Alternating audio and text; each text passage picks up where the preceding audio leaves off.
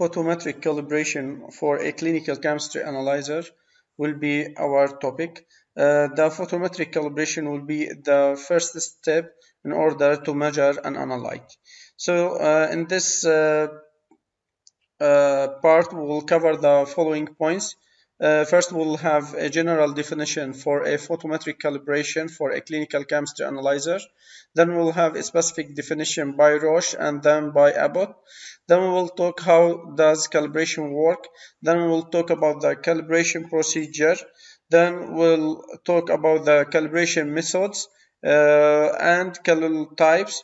Then we'll have a calibration example for a Cobas C311, which is manufactured for Roche Diagnostics. Then we'll have a general information about calibration, and finally we'll talk about the calibrators tags. So we'll start with a general definition for calibration. So what is a calibration? Calibration is a mechanism by which you create a standard curve, or also known as a calibration curve, using samples or materials with known values. These samples or material is known as calibrators or standards. This curve can be used for analyzing unknown samples. So, according to Roche, the term calibration refers to the determination of a valid relation between the measured signal, which is absorbance or a rate of change in absorbance, and the concentration of the analyte of interest. The graphical representation or relation between the signal and concentration is known as the calibration curve, or referred as the working curve. So this is the definition by Roche. Definition by Abbott: calibration is the important process that links the analytic signal with the concentration of analyte. The purpose of the calibration curve is to establish a relationship between the concentration of the analyte and the magnitude of the optical signal given by the measuring device. So the relation between the calibrator and the measured signal, this relation can be either linear or non-linear. Non-linear could be a logarithmic or exponential, or so on and so on. Now we'll talk how does calibration work. The calibrators, or also known as standards, have a specific value which is traceable to SI unit, which is the international system of units. The higher the quality of calibrator, better the traceability and lesser the degree of uncertainty of the value. The calibrators should be in a matrix similar to the clinical specimens, such as urine and so on. So as we said, should be have similar matrix, but as we said before, due to the lyophilization process, we will have a slight change in this matrix or environment. Now we'll talk about about the procedure for calibration. A calibrator, which is a single point, or calibrators multi-points, and we'll talk about this in the next slides, are run as a clinical samples using the same procedure as specified for the clinical sample. So, for example, the calibrator should be processed in a similar way as a patient. But the difference, we know the concentration of the calibrator, and we use this information with the absorbance to create the calibration curve, where in the case of the clinical samples, we need to know the concentration of analyte or analytes in a sample, and we measure the absorbance, and we use this curve, the calibration curve, in order to calculate the concentration of analyte or analytes. The absorbance, the response, sorry, which is the absorbance obtained for each calibrator, the concentration is recorded. So then the response, which is the absorbance obtained for each calibrator in case of a multi-calibrator case, this response will be recorded. Then a graph, as we said, the name of this graph is either a calibration graph or a working graph. A graph is plotted with the calibrated concentration on the x-axis and the recorded absorbedness on the y-axis. So this is the procedure for the calibration. Firstly, a reagent will be added. Then mixed and incubated at a 37 degree. Then the calibrator will be added and also mixed with the reagent and incubated also at 37 degree. And finally, the absorbedness will be measured and recorded in the calibration curve.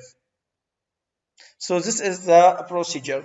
Now we'll talk about the calibration methods. Calibration method can be either a single point calibration or a multi-point calibration. So what is the difference between a single point calibration and multi-point calibration? A single calibrator of a known concentration is used. So we use a single calibrator,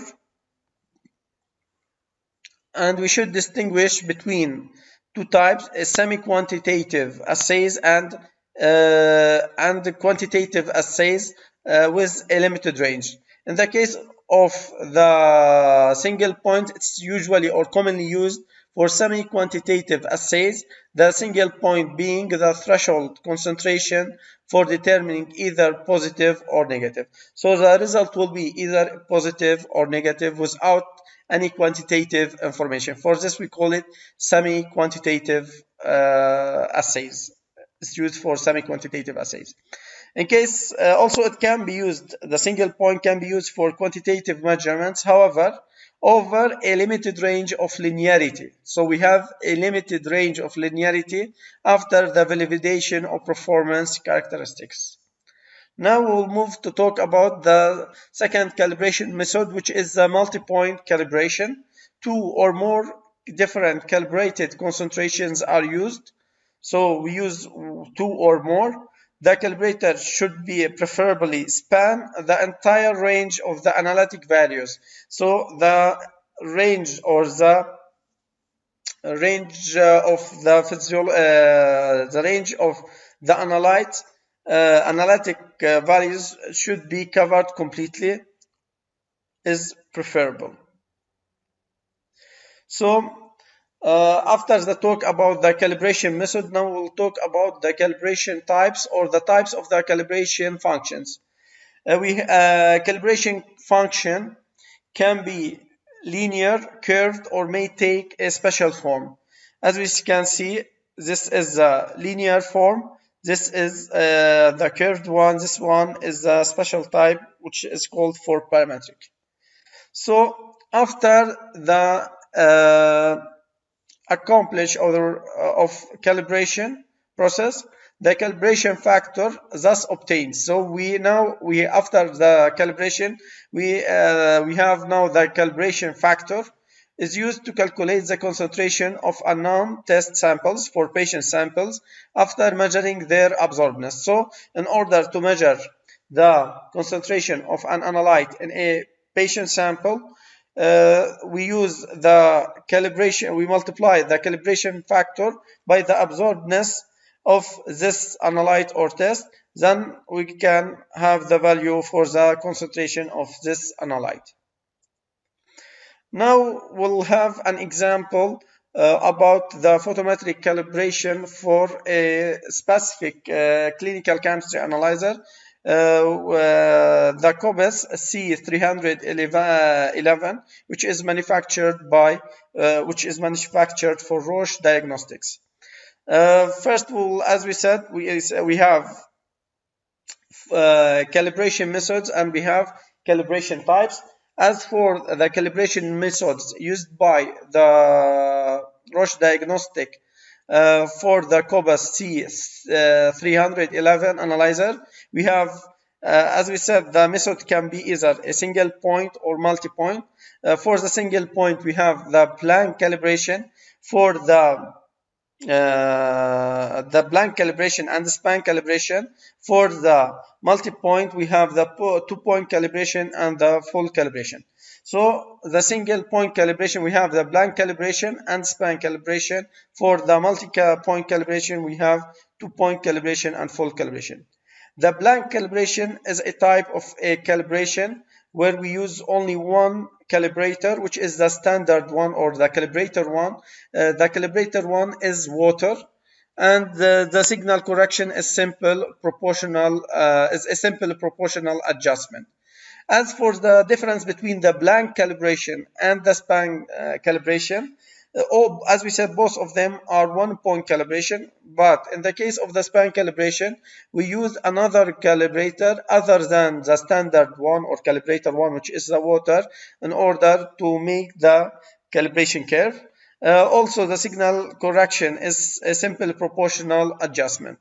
As for the 2-point calibration, we use two type of standards. The first standard will be standard 1, which is the water, and the second standard will be another standard. For the full calibration, we will use all type tests are calibrating using all calibrators.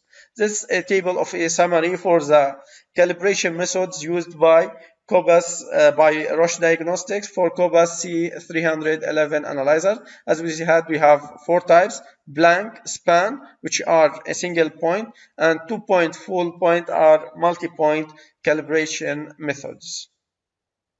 Now we'll talk about the calibration types which are used for the Cobas C311.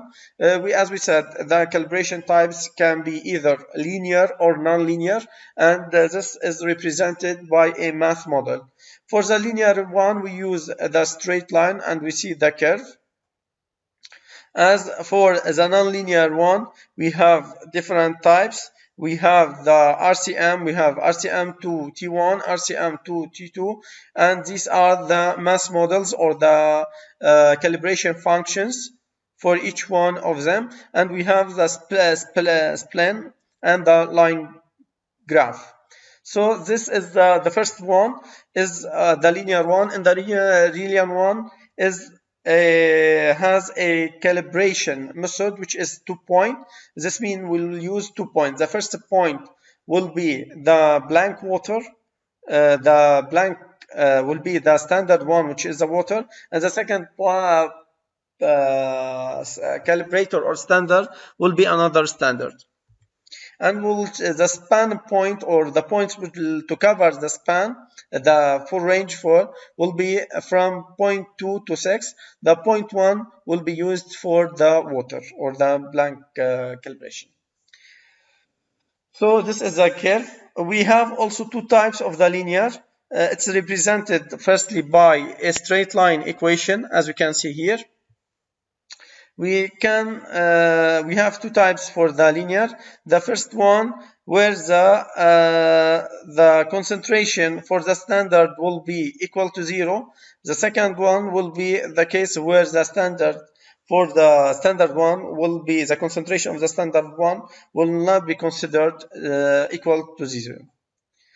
This is the one for the nonlinear type. The first one will be the RCM. Also, we'll use 2 to 6 points instead of 2 points. So this is a multi-point. So as we can see, we take multi-points.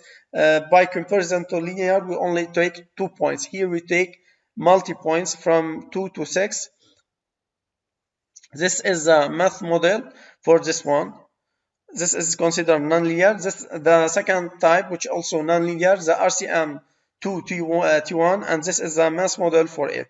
Also, we use multi-points from 2 to 6. As we said, the first point always will be for the standard one, which is water. This is also the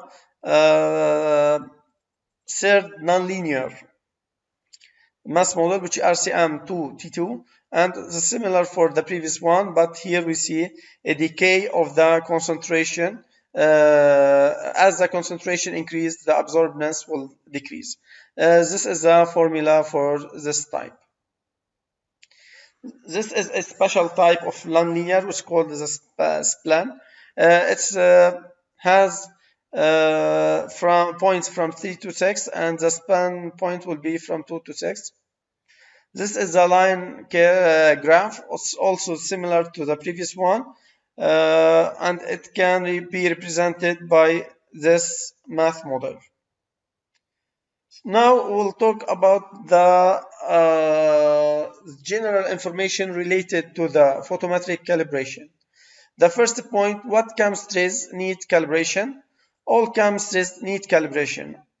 However, in the case of the kinetic chemistries, it's difficult to have stable calibrators. In this case, reagent manufacturers defines an appropriate calibration factor that can be used, and verification will be done daily based using quality controls for the verification. Now, what do we need to? Why do we need to calibrate periodically? There are many reasons why we should calibrate periodically. The first one is due to the equipment, reagent, or environment change from time to time. In case of the reagents, the reagent will be deteriorated with time. Their concentration will be changed. Usually, reagents will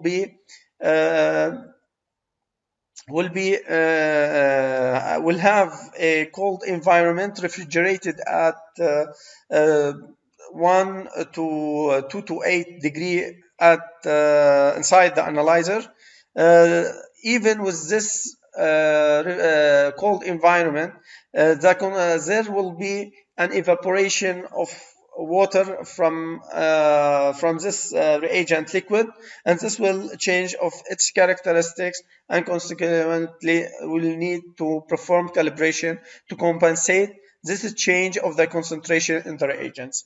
The second reason is the equipment has wear and tear, which means, for example, we have need to change the syringe which is used in the aspiration of a sample or reagents. Another example, we need to change the lamp for after a certain period or lifetime. So in this case, after the performing of the calibration for the equipment, we should make the calibration for the analytes.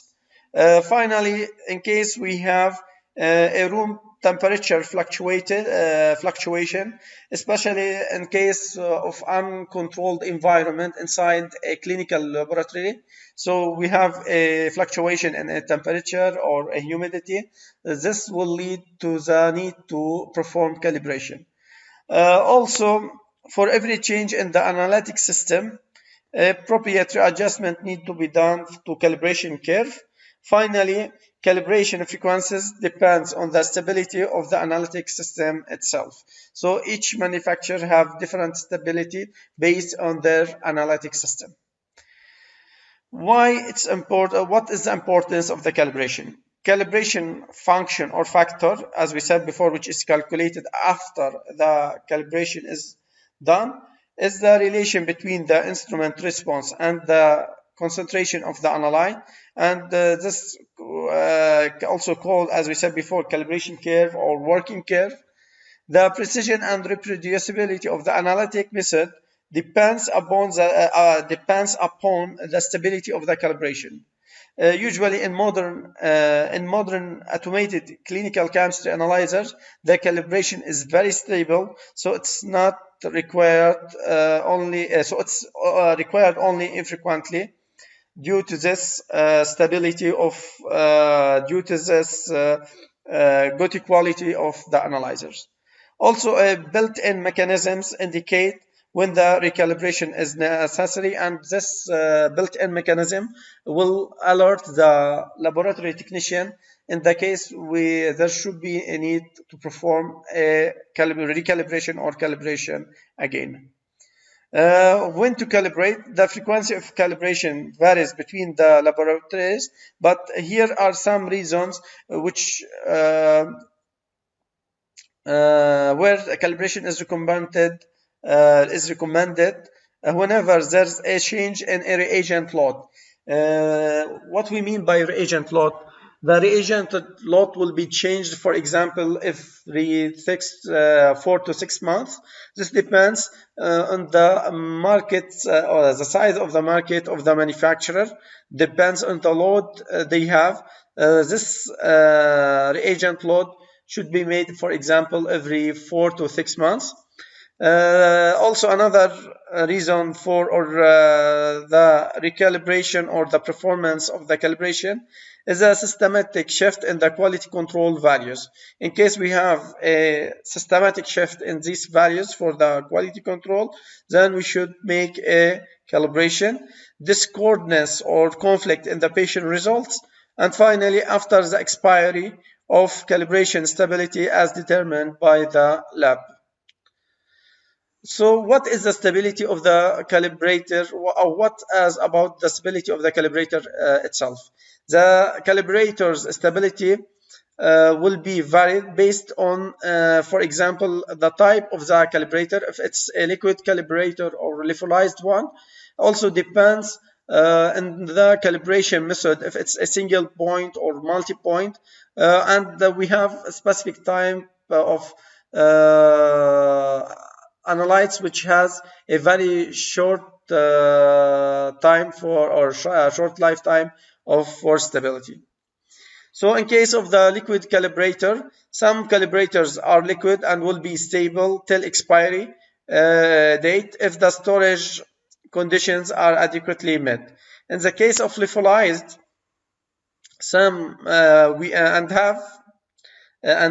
in case of the lyophilized, some calibrators are lyophilized and have to be reconstituted at the clinical laboratory carefully to have the accuracy maintained. The storage instructions are also to be strictly followed. As for the multi-calibrators, as we said before, it contains several analytes. Different analytes in multi-calibrators will have different stabilities, and we should consider this point. In the case of enzyme which has very short stability, also bilirubins have stability less than other endpoint analytes. How we can track the calibration or monitor the calibration at the analyzer? This done by the monitoring of the calibration factor. We should have a certain limit. In case of this calibration factor will be out of this range or limit, then a notification will alert the user or the laboratory technician in the need to make a troubleshooting and then to rerun the calibrator. For example, sometimes for the reason behind this may be the quality of the water used for the analyzer, the reversed osmosis, or what's known as RO water used by the analyzer. Sometimes the TDS, or the total dissolved substance in the water, or RO water, will be increased. In this case, a correction of this should be done prior to make the calibration. Another reason may be the need to change the halogen lamp.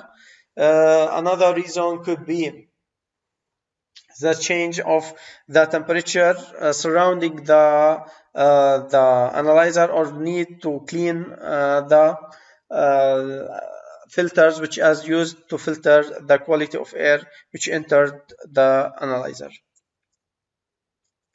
Finally, we'll talk about the tags used for calibrators.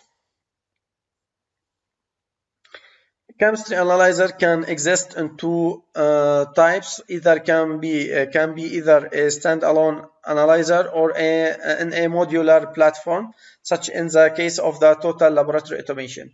In the case of the standalone, usually the laboratory technician needs to prepare the lyophilized calibrator or reconstitute it, as we said before, in order to run it on a chemistry analyzer. Whereas in the case of a modular platform, in the case of total laboratory automation, the calibrator should be automatically prepared or reconstituted and also used by the analyzer to perform calibration. We have two types of tags. Either it could be a barcode tag or an RFID tag. The barcode tag can also be either a 1D or 2D. It has such type of barcode labels or tags.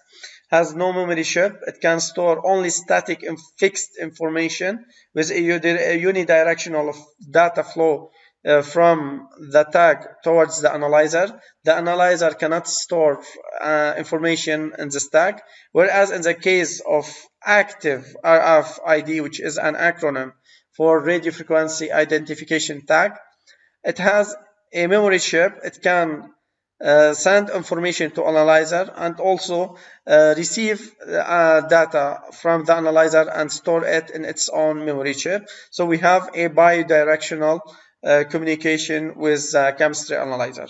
In case of the standalone, a barcode label could be used, whereas in the case of the total laboratory automation, the RFID, the active one, should be used, because we have the passive one and this cannot be used. The RF passive one can be used in the standalone, where in the case, as we said, of the modular platform, only we can use active RFID. In this photo we can see the different types for the barcode labels, the 1D and 2D, and different how this has changed during the previous years. As we can see, we can have different protocols, different formats, and we should consider this when we are talking about the type of the tag. So we have 1D and we have 2D. 2D can be either a data matrix or a QR code. For example, in the case of the Roche analyzer, they used the 2D barcode label. This one, I think, the PDF format for 2D barcode label. Also, Cobas used in the case of modular platform, this is 2D. In the case of the modular platform, they use the active RFID. Finally, thank you.